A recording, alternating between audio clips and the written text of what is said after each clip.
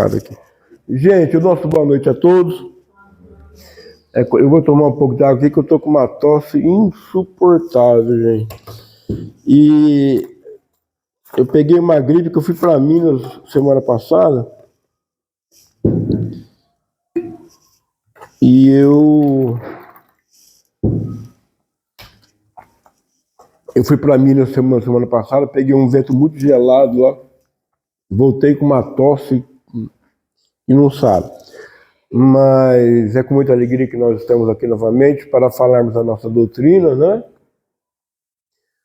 E nessa noite nós vamos lembrar novamente do nosso querido Chico Xavier. Era um sábado de manhã, cerca de 8 horas da manhã, ele levanta atrasado e ele sai apressado de casa, com passos ligeiros. Ele nem esperou naquele sábado, naquela manhã, a sua charrete costumeira que ele usava para ir até o escritório da fazenda. E ele estava atrasado, porque ele acordou tarde, porque ele ficara trabalhando até tarde na noite anterior, na sexta-feira anterior, porque ele estava psicografando uma obra muito importante de Emmanuel, então ele perdeu hora. E ele saiu a passos largos, quase que correndo, na direção do seu local de trabalho, e ele passa em frente à casa de uma amiga sua, a dona Alice, e ela fala: Chico, eu preciso falar com você, eu estou aqui desde as 6 horas te esperando. E ele fala: olha, dona Alice, eu estou muito atrasado, infelizmente não vou poder parar agora. Na hora do almoço eu volto e a gente conversa.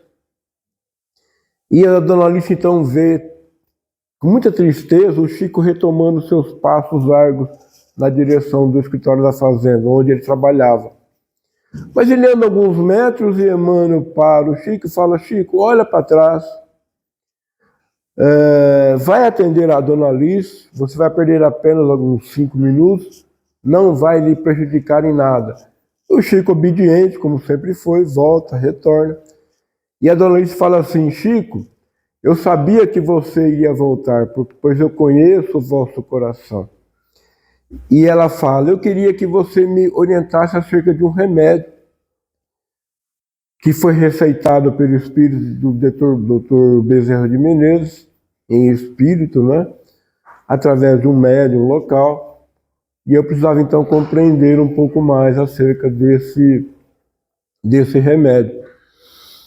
O Chico explica, orienta, né, de forma muito competente e carinhosa, generosa, a dona Alice. E aí ele retoma então os seus passos largos, querendo recuperar os minutos perdidos, o tempo perdido. E ele continua então, de forma acelerada, o seu rumo, o seu caminho. Mas Emmanuel pede para ele parar mais uma vez, e Emmanuel fala para o Chico: olha para a dona Alice, olha para trás. O Chico volta então o seu olhar para trás, e aí Emmanuel fala assim: veja o que está saindo dos lábios da dona Alice. E o Chico vê então uma massa fluídica, né? Uma massa branca de fluidos luminosos que eram direcionados, endereçados ao seu próprio corpo. E Emmanuel fala: olha as bênçãos, né, que nós recebemos quando nós atendemos às necessidades dos nossos irmãos, né? Quando levamos a alegria cristã para os nossos companheiros de jornada. E aí Emmanuel fala assim: ainda bem que a dona Alice falou para você, Chico, vá com Deus, muito obrigado. Imagina se ela tivesse falado outras coisas, né? E aí nós ficamos pensando aqui com a gente: o que será que sai da nossa boca quando nós estamos nervosos, revoltados, estressados, quando nós gritamos com alguém, quando nós brigamos, quando nós discutimos, não é? Quando nós estamos desequilibrados, e aí então nós exteriorizamos, externamos aquilo que está reservado, arquivado dentro de cada um de nós. Porque há uma relação estreita, muito íntima, entre aquilo que nós falamos e aquilo que nós sentimos, né?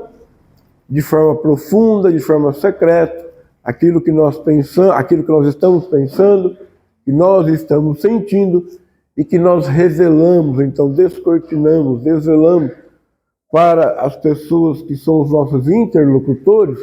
Nós estamos desvelando aquilo que nós sentimos, aquilo que nós carregamos dentro do íntimo das nossas almas, como dizia Joana de Ângeles, né? Então é muito comum nós, na medida que nós estamos armazenando, amealhando sentimentos deletérios, negativos, perturbadores dentro de cada um de nós, é muito comum nós externarmos esse desequilíbrio ao falarmos, ao usarmos a nossa palavra. Lembrando que Jesus falava: a boca fala do que está cheio o seu coração. Né? E ele também falava: o homem bom tira as coisas boas do bom tesouro do seu coração, o homem mau tira a coisa má, tira o mal que está dentro do seu mau coração. Simples assim. E dentro desse mesmo contexto também Jesus dizia: não é o que entra pela boca que contamina o homem, e sim o que sai da sua boca, né? Então, pois bem, aí nós lembramos que nós sempre simbolizamos os nossos sentimentos pela figura do nosso coração, né? É como se todos os nossos sentimentos passassem por ele, deixando a sua marca boa ou má. Lembrando que os nossos sentimentos é uma configuração afetiva que ela é mais duradoura do que as nossas emoções.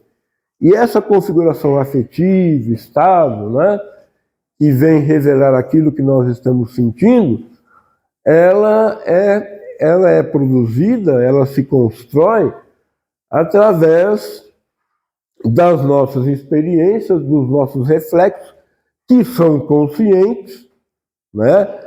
Afinal de contas, os nossos sentimentos, eles estão vinculados a conteúdos psíquicos mais consistentes, né?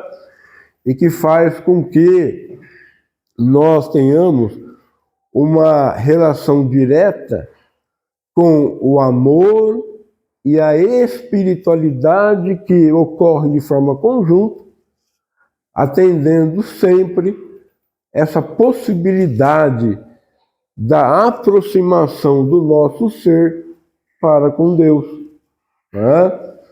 Então, nós espíritas cristãos, sempre utilizamos o nosso coração, nós sempre tivemos, né, o nosso coração como sendo aquele local em que nós colocamos a essência do nosso ser. Nós abrigamos em nosso coração a essência do nosso ser espiritual, né? E aí nós, então, dentro desse processo,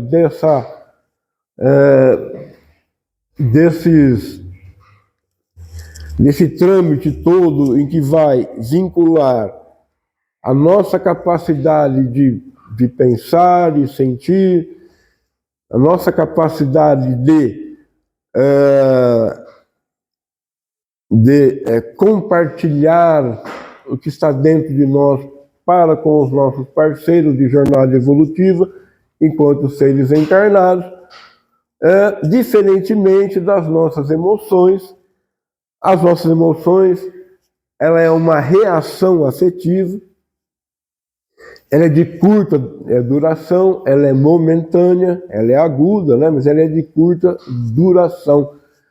seja essas emoções que vai deixar consequências ou não, né? E as nossas emoções, diferentemente dos nossos sentimentos, elas são construídas através de atos instintivos, né? Então, a emoção faz com que nós agimos por impulso, de forma desequilibrada e de forma desestruturada.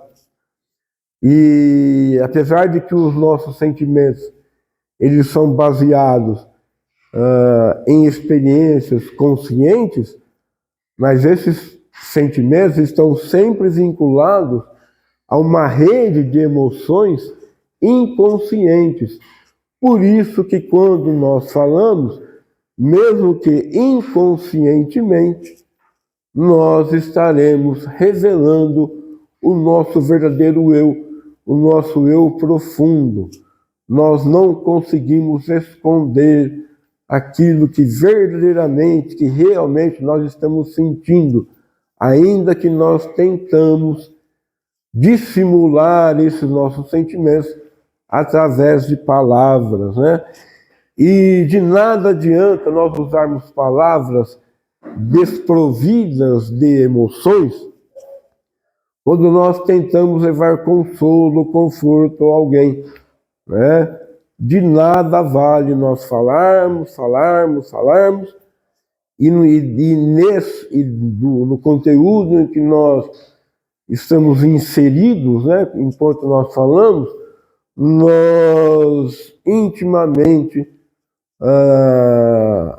trazemos dentro de si sentimentos deletérios, né? Então, dentro desse mesmo contexto, também nós lembramos agora de uma entrevista recente que nós vimos do prefeito de Belo Horizonte, o Álvaro Damião. Ele era vice-prefeito.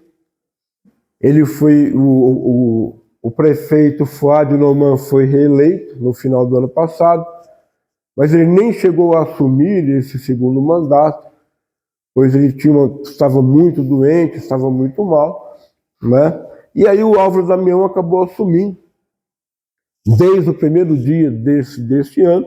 E aí quando o Fuad Noman desencarnou, ele acabou então de forma definitiva ficando como prefeito. E ele tem sido uma grata surpresa, né? Porque Álvaro Damião, ele era uma pessoa bastante conhecida,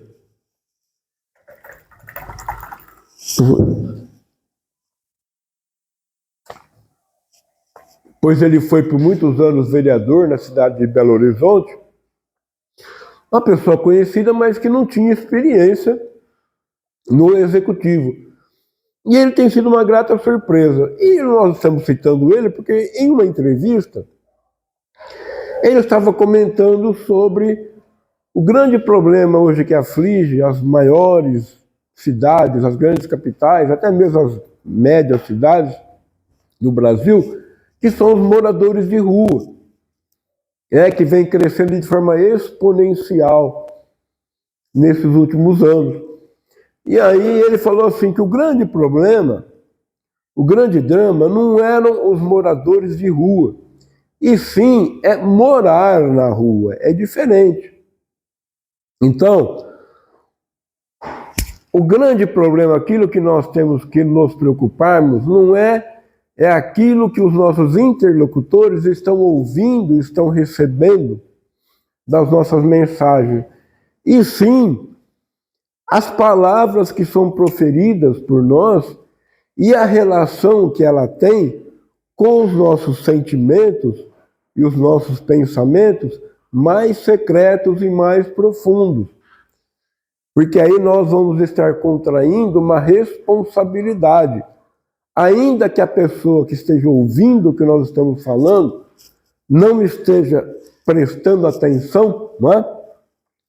Porque muitas vezes a pessoa nem sequer assimila aquilo que ela está ouvindo, porque ela nem presta atenção. Joana de Anjos nos fala de uma forma muito clara que quando nós estamos recebendo alguma informação, algum ensinamento, nós desviamos as nossas atenções, porque nós estamos sempre focados em outros pensamentos, em outros problemas que para nós tem muito mais importância, né? E aí então nós nem sequer prestamos atenção naquilo que está sendo transmitido para nós.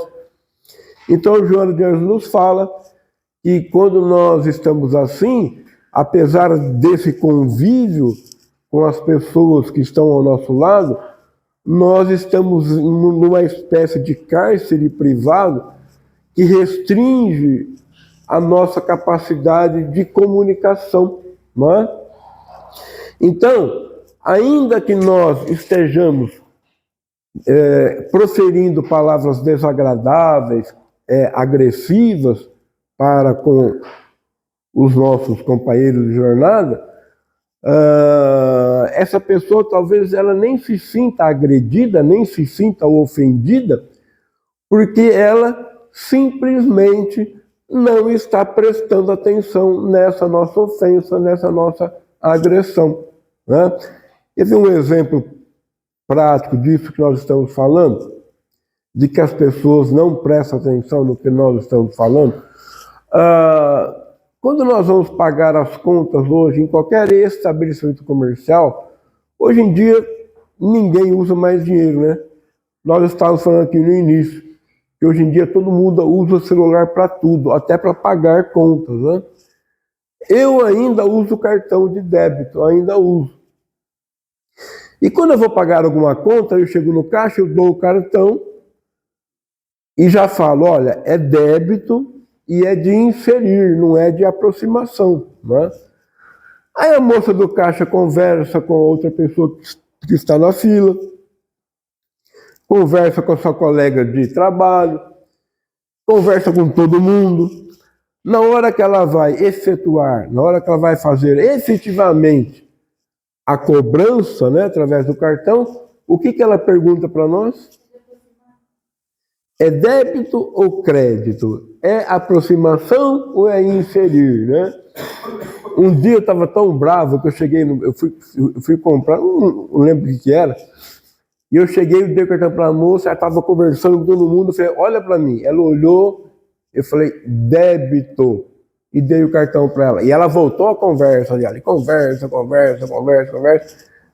Depois de 5 minutos ela pergunta, débito ou crédito? Eu falei, já falei, agora se vira. Eu falei, não, eu não ouvi, não ouviu porque eu não quis, eu te falei diretamente, né? E você não quis ouvir. Aí a moça ficou brava comigo e eu quase que eu sou expulso lá acho que foi no mercado que eu estava, né? Mas enfim, né? Mas ainda que a pessoa não se sinta ofendida com aquilo que nós falamos, nós vamos ser penalizados pelas nossas palavras agressivas, desprovidas de sentimento, desprovidas de emoção, né? Afinal de contas, nós não temos a pretensão de solucionar problemas dos nossos irmãos através de meras palavras, e muitas das vezes palavras frias, decoradas, né, e mal colocadas. Pois bem, mas tudo aquilo que nós falarmos será usado contra nós. Então, o silêncio, na grande maioria das vezes, é um santo remédio, né? Então, se nós não temos de nada de bom para falar das pessoas, seguindo aqueles 3 crivos que Sócrates falava, né? O que você vai falar é algo bom, né? É verdadeiro, vai ser útil para aquela pessoa que você está falando. Se não passar pelos esses 3 crivos, então é melhor fazermos silêncio, né? Se formos falar da vida de alguém, falemos da vida de Jesus, que é muito mais benéfico. Mas o silêncio é a medida mais saudável e mais sensata no nosso dia a dia.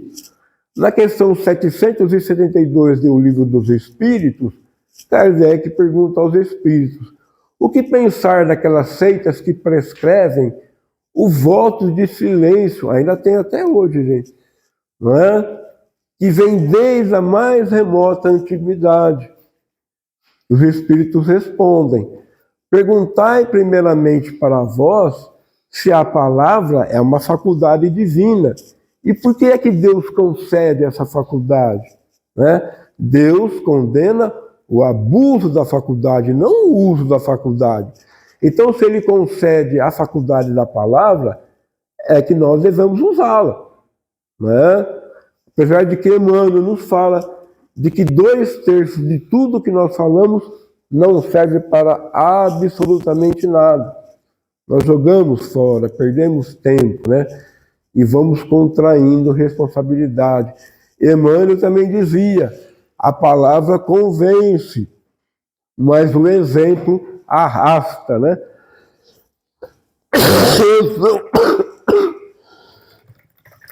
Eu tenho que beber muita água para poder falar um pouco. Então, a palavra até pode convencer, mas o exemplo arrasta, como nos dizia Emmanuel, né? Pois bem,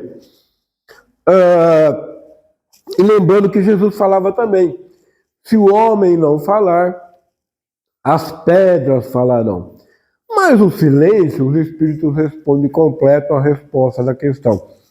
O silêncio, quando o espírito ele está nessa condição, ele se coloca em um certo recolhimento.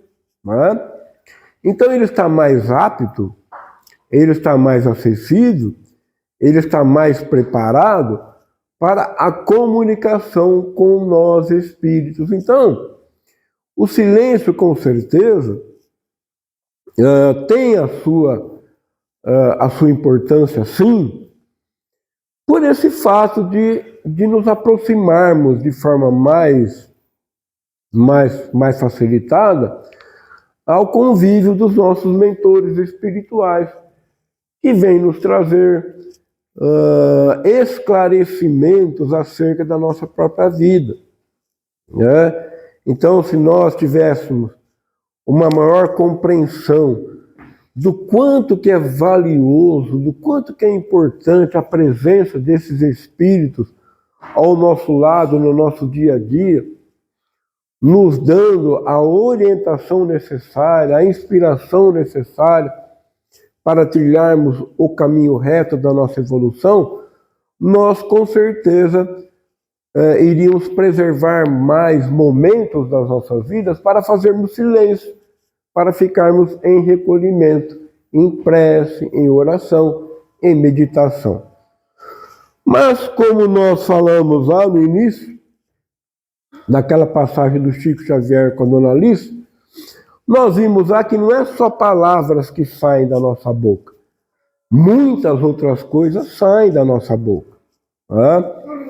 E nós vamos ver então no capítulo 19 do livro Os Mensageiros, da obra de André Luiz, quando eles saem em viagem, que eles vão eles vão participar, né, de algumas atividades no plano material, mas no meio do caminho eles param em um posto socorrista, e lá André Luiz, em conversa com o administrador daquele posto socorrista, ele fica estupefato, ele fica surpreso quando ele ouve falar sobre o sopro curador, o sopro em forma de remédio. Né? E aí, o orientador lá daquele posto socorrista fala para ele, quando nós estamos aqui na Terra, ainda que encarnados, né, nós temos para nós, ao nosso alcance, sublimes tesouros, ainda que nós demoramos muito, por conta de nós estarmos sofrendo as limitações do corpo físico, né? Nós demoramos muito para fazermos uso desse tesouro. E um deles é essa capacidade, é essa faculdade de promover a cura material e espiritual através do sopro. Né? E ele fala ainda, se tivesse alguém que tivesse a condição de estudar e de compreender essa faculdade tão valiosa, tão rica, nós teríamos um eficiente processo soproterápico. Olha que coisa interessante. Um processo soproterápico, não só nas casas espíritas, como também nos hospitais, nas clínicas. Imagine nós marcarmos consulta em um médico, né? Ou irmos numa clínica, ou no pronto-socorro, ou em um hospital qualquer, e aí o médico dá um soprão na nossa cara, em vez de receitar, de prescrever algum outro remédio, né? Parece muito esquisito, muito estranho, mas é uma faculdade riquíssima que nós não sabemos aproveitar. E aí André Luiz, querendo saber mais sobre essa faculdade, ele pergunta, mas todo mundo tem essa capacidade, tem essa autorização? Todo mundo pode usar desse método, desse processo, desse sopro curativo? E aí o orientador responde, da mesma forma que o passe, a grande parte das pessoas conseguem ministrar o passe magnético, o passe fluídico, o sopro curador também. A grande maioria das criaturas teriam essa possibilidade, teriam essa capacidade. Só que para colocar em prática essa faculdade, aí se requer alguns requisitos básicos. O primeiro é ter um estômago sadio, ou seja, lá no íntimo das nossas almas, ter só coisas boas, coisas positivas, sentimentos bons, agradáveis, o desejo sincero de fazer o bem, de curar as pessoas. E aí o orientador fala, e o segundo requisito básico, esse é o mais importante, é que a sua boca tenha o hábito de proferir só coisas boas. O hábito de transmitir palavras boas, educativas, palavras de consolo, de conforto, de esperança, de motivação, né, de agradecimento. Talvez essa seja a nossa maior dificuldade, porque, como nós dissemos no início, quando nós estamos desequilibrados, desestruturados, nós exteriorizamos esse nosso desequilíbrio através dessas palavras e através de fluidos deletérios, negativos, que saem da nossa boca, em vez daquela massa branca, fluídica, que a dona Alice transmitiu para o Chico Xavier, né? E para nós encerrarmos, então, o orientador de André Luiz fala assim também, né? Preenchido esses requisitos básicos, nós poderíamos ter aqui na Terra, na nossa experiência corpórea, né, um sopro que seria estimulante, revigorador, calmante e curativo. Olha que coisa maravilhosa, né? Um sopro calmante, revigorador, estimulante e curativo. E eu já vi em algumas casas espíritas, pessoas que vão dar o passe, né? As pessoas, na medida em que elas dão o passe, elas também utilizam do sopro, né? Esse sopro curador. Jesus, além da imposição das mãos, quando ele ia curar as pessoas, ele também usava do sopro curativo. Olha que maravilha! Então, relembrando, esse sopro curativo ele é possível não só nas casas espíritas, como também nos hospitais, nas clínicas, né, nos pronto-socorro, nas unidades básicas de saúde, não é? Isso se tivesse alguém que tivesse a condição, a capacidade de compreender, de estudar e de colocar em prática essa faculdade tão benéfica, né? E aí nós lembramos também, numa obra de André Luiz, quando ele chega junto com uma equipe de orientadores de espíritos desencarnados numa casa espírita como esta, em que os espíritos ali precisavam transmitir uma mensagem urgente, uma comunicação para as pessoas encarnadas presentes. E aí, na ausência de um médium ali na hora, para que fosse dada aquela comunicação, os espíritos, para surpresa de geral, não só do André Luiz, mas para quem leu a obra, os espíritos, então, eles plasmam um mecanismo impressionante, né? Numa combinação fluídica entre espíritos encarnados e desencarnados, eles plasmam os brônquios, esse sistema em que nós utilizamos no corpo físico para que seja soada a nossa voz, né?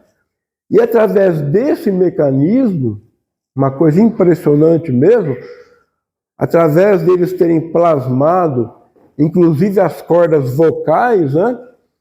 Eles transmitem a mensagem, a comunicação para os encarnados presentes de forma direta, sem a utilização de um médium encarnado, né?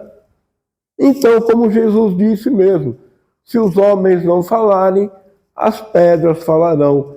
É uma faculdade que nos fora concedida e que o silêncio é fundamental, mas nós devemos também usarmos a palavra como forma de levar orientação, de levar estímulo, de levar o nosso amor, de levarmos a nossa mais sincera, a nossa mais profunda intenção de auxiliar a quem mais precisa, de levar conforto, consolo, de levar esclarecimento, de dirimir as dúvidas e incertezas dos nossos irmãos. Tudo isso através da palavra, e que a nossa palavra seja convertida também, quando nós falarmos, quando nós exteriorizarmos aquilo que nós sentimos, que dos nossos lábios possa sair aquela massa branca fluídica, aquela massa branca de fluidos luminosos que vai suprir as necessidades mais prementes dos nossos irmãos encarnados ou desencarnados que nos partilham a existência. Que Jesus nos abençoe. Nosso muito obrigado a todos.